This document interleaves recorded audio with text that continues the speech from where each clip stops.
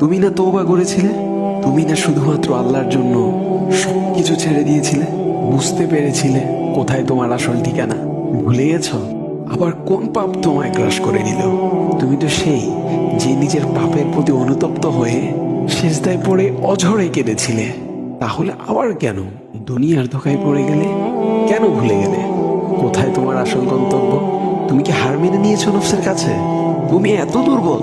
ভুলে গেছো তুমি কার বান্দা? কে তোমার রব? তোমার রব তো সর্বশক্তিমান। সর্বশক্তিমানের বান্দা আবার কখনো দুর্বল হয় নাকি? মৃত্যু পর্যন্ত লড়ে যাও তুমি। শয়তানকে দেখিয়ে দাও তোমার ইমানের পাওয়ার।